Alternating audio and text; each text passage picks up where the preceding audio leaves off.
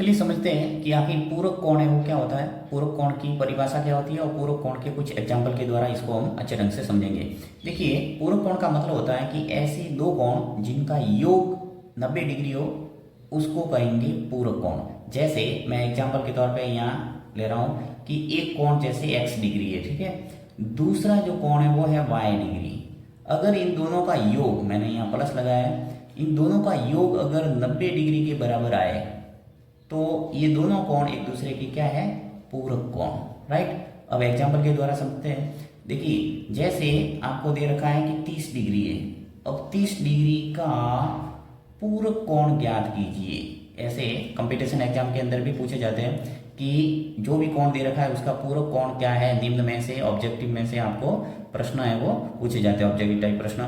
तो इस ढंग से आपको किस ढंग से जवाब देना है। देखिए, 30 डिग्री का जो पूरक कोण है वो क्या हो जाएगा, यहाँ पे सिंपल सा काम करना है आपको। जो भी ये 90 डिग्री योग आता है उसमें से 30 को घटाना है, यानी 90 में से 30 गया, क्या बचा 60। यानी जो 30 डिग्री है इसका पूरक कोण क्या हो जाएगा 60 डिग्री। बहुत ही सिंपल काम करना है आपको, 90 में से लेस कर दो जो भी दे रखा है उसको और आपके आंसर आ जाएगा। देखिए, जैसे आपको पूछा कि 20 डिग्री का पूरक कोण क्या होगा, 20 डिग्री का पूरक कोण, तो आप क्या करेंगे, इस 90 में से 20 को घटाएंगे, क्या आ जाएगा 70 डिग्री, राइट। यानी आपका आंसर आ गया 70 डिग्री।